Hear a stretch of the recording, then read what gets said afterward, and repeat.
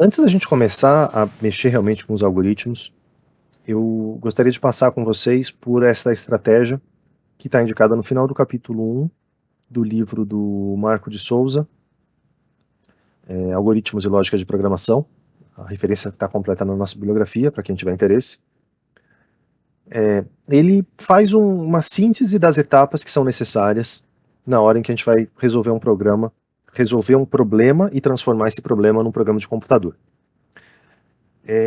Eu sinceramente não sei qual é o melhor momento para vocês assistirem esse vídeo. Eu acho que ele é útil para o iniciante, para vocês já terem as orientações gerais, mas eu acho que vocês também deveriam retornar a esse vídeo daqui a algum tempo, quando você já começou a escrever os seus primeiros programas, você já tem um vocabulário que está um pouco mais fluente nessa área, porque vai ter alguns conselhos que vão te ajudar a melhorar essa prática. Então isso aqui é um começo, mas não é um final, é alguma coisa que tem que estar permeando o dia a dia de vocês na hora que escreverem programas de computador. Os programas sempre partem de algum problema. Na nossa matéria, na nossa disciplina, a gente tem uma situação um pouco mais restrita, um pouco mais artificial, porque são problemas que são propostos para vocês resolverem com um programa de computador. Na vida real, você vai ter um problema que não vai ter uma etiqueta dizendo você deveria resolver esse programa usando a linguagem XYZ.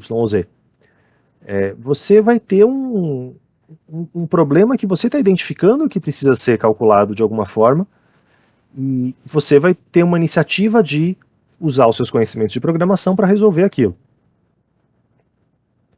Mas essa transformação de um problema real para um programa de computador, ela não é imediata. E ela precisa ter um entendimento pleno do problema, que nem sempre a gente tem de uma forma tão clara quanto um enunciado de prova, um enunciado de uma lista de exercício. Mesmo num enunciado de prova, num enunciado de lista, você também tem que fazer uma decodificação e entender aonde você quer chegar. Qual é o seu objetivo o que tem que ser calculado principalmente, o que tem que ser descoberto, talvez, pelo seu programa. Então, no exemplo do algoritmo anterior, eu queria calcular a média de duas alturas. Você tem que saber que esse é o seu ponto de partida. Você vai calcular isso a partir de alguns dados. E você tem que ter bem claro qual é esse elenco de dados. Você tem que verificar também se os dados que você tem vão ser suficientes para calcular essas alturas, esse objetivo. No exemplo particular da média das alturas, você sabe que se você tem duas alturas, você calcula a média delas. Mas é extremamente comum a situação, em problemas reais, em que você não tem todos os dados suficientes, e aí você vai ter que se virar de alguma forma, ou mudar a sua técnica de resolução, ou trabalhar para conseguir esses dados. Enfim, o caminho nem sempre é o mesmo, mas a verificação entre os dados que existem e como é que você vai fazer a conta tem que ser feita antes de você começar a programar qualquer coisa, tá? Aqui é tudo num nível mental, num nível prévio de análise.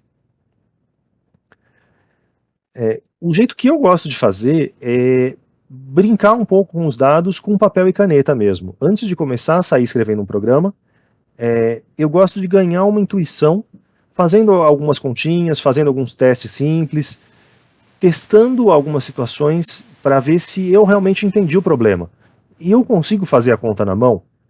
Às vezes você acha que sim, às vezes você acha que não, mas você tem que... Mesmo se é um problema, o caso não que eu estou dizendo, é o caso em que o problema é muito grande e na mão talvez você não consiga resolver todo ele. Por exemplo, no exemplo que eu falei da Torre de Hanoi, uma Torre de Hanoi com 20 pinos, você não vai, brincando com papel e caneta, conseguir escrever a solução de um problema tão grande. Mas você tenta encontrar um caso menor, por exemplo, o caso com 3 pinos apenas, com 3 discos, né? Eu falei pinos 2 vezes, mas eu queria ter dito discos das 2 vezes.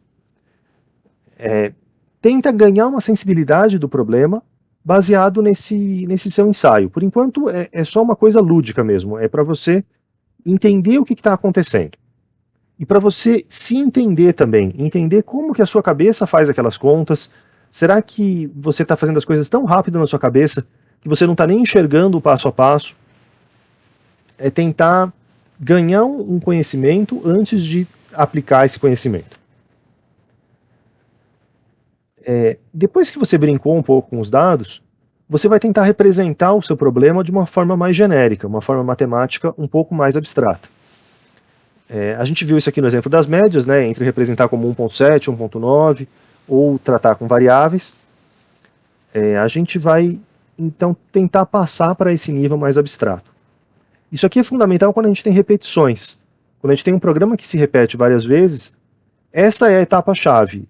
O que está se repetindo? Como é que eu consigo escrever isso aqui de uma forma que eu escreva só uma vez, mas queira dizer um conjunto de várias repetições? É uma etapa difícil, mas que tem que ser feita antes de começar a programação em si. O próximo passo seria um planejamento do seu algoritmo. Seria você já estar um pouco mais perto de sair escrevendo o seu código mesmo. À medida que o semestre for progredindo e que você for conhecendo mais problemas e lidando com mais problemas, você vai ganhando um repertório maior. O segredo aqui não é tentar decorar as soluções. Se você tentar decorar tudo que for visto no curso e depois reproduzir esse decorado, isso não vai funcionar. Essa é uma matéria que não permite essa decoreba pura e simples. Ela tem que ter uma interpretação em cima do que você está vendo. Mas não é porque ela não permite a decoreba pura e simples que você não tem que estudar outros problemas, estudar outras situações. Você tem que ter um repertório para se inspirar de algum lugar, para perceber padrões e depois reproduzir esses padrões. Os 3 conselhos que o autor do livro sugere é você tentar usar ou analogia, que seria o caso em que você viu um problema parecido e você vai adaptar alguma coisa. Às vezes você vai generalizar o problema, que seria, você viu uma situação pequena, por exemplo, a torre de Hanoi para 3 pinos, e você vai tentar fazer aquilo funcionar para 20 pinos, num caso maior. E você tem também o sistema contrário. Às vezes você viu alguma coisa que é o caso geral, mas você precisa fazer aquilo ali funcionar em um problema específico, com os seus detalhes específicos. Então você pode ter esse caminho nos 2 sentidos, do pequeno para o grande, ou do grande para o pequeno. A estratégia mais comum que a gente usa na programação é essa de dividir para conquistar. E ela acontece quando você tem um problema muito grande, e às vezes o muito grande são 3 ou 4 operações, não precisa ser uma coisa monstruosamente grande, tá? Qualquer coisa pode ser dividida em partes menores. É um pouco como resolver um quebra-cabeça.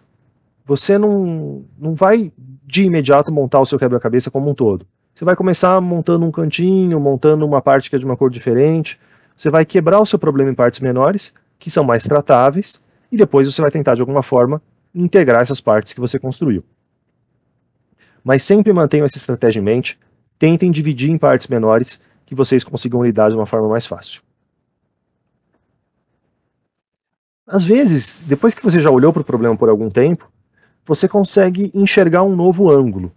É comum você estar tentando uma primeira estratégia que parece mais razoável, mas que não necessariamente é a mais razoável. Esteja aberto a essa possibilidade de que, conforme você vai conhecendo melhor o problema, você pode encontrar caminhos de solução melhores e você pode ter que jogar fora uma estratégia que você estava achando que era boa. Se você encontrou uma melhor, talvez você tenha que jogar fora e talvez você tenha que testar as duas. Talvez você tenha que realmente escrever as duas coisas e ver o que de fato funciona melhor. Mas saiba que na programação a gente nunca tem uma única resposta.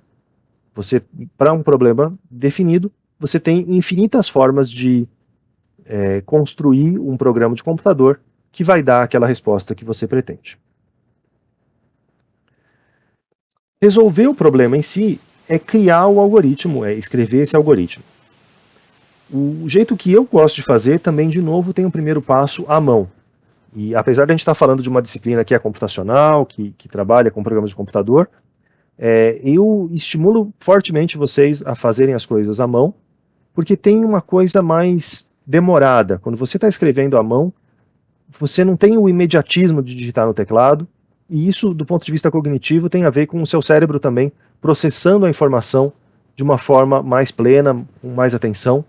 Por isso que eu estimulo vocês a fazerem as coisas realmente com papel e caneta, antes de saírem escrevendo no computador. E esse algoritmo informal, seria algo do tipo que a gente vem escrevendo até agora. Pegue uma variável, some com a outra, divida por tal coisa.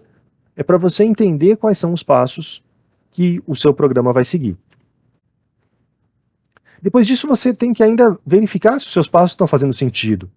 É muito comum a gente a gente achar que o nosso algoritmo está fazendo sentido, mas tem uma diferença entre o que você acha e o que realmente acontece. Para quem gosta de cozinhar, o exemplo é claro. Muitas vezes você sabe fazer uma receita e na hora que você vai contar essa receita para alguém, tem alguma coisa que está tão claro para você que você esquece de falar para essa pessoa. Na hora que você vai comunicar, você não dá exatamente o passo a passo e a outra pessoa não vai conseguir reproduzir a sua receita. Aqui os programas são parecidos com essas receitas, no sentido de que eles têm que ter a sequência perfeita dos passos. E como é que você testa isso? É fazendo o que a gente chama de simulação do programa. É você, de novo, à mão, substituindo valores para suas variáveis e falando, se a minha primeira altura vale x, a minha segunda altura vale y, eu vou calcular tal coisa, eu vou ver então tal condição. Você, à mão, vai calculando, seguindo o seu algoritmo, como se você fosse uma outra pessoa, como se você não fosse quem escreveu o algoritmo em primeiro lugar, como se você tivesse tentando seguir aquele algoritmo o mais ao pé da letra possível, para tentar antecipar um problema que vai surgir quando você passar para o computador. Só depois desses dois passos estarem completos é que a gente vai poder finalmente formalizar o seu algoritmo numa linguagem de programação. Vai ser a etapa que a gente vai trabalhar daqui para frente, de escrever de fato o seu código de programação.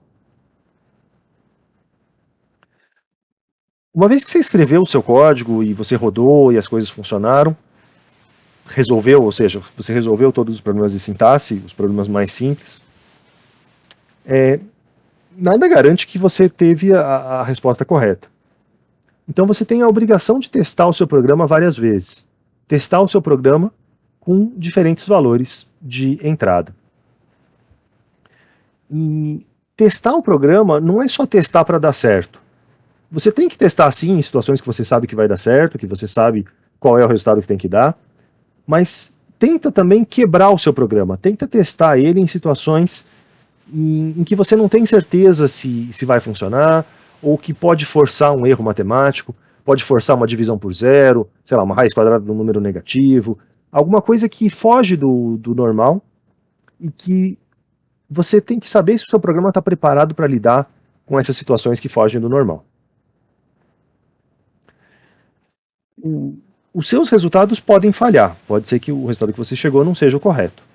Se ele for o correto, muito bem, você ganhou, mas caso ele não for correto, você vai ter que voltar no seu código e ver passo a passo o que está acontecendo. De novo, aqui você pode usar essa estratégia da simulação.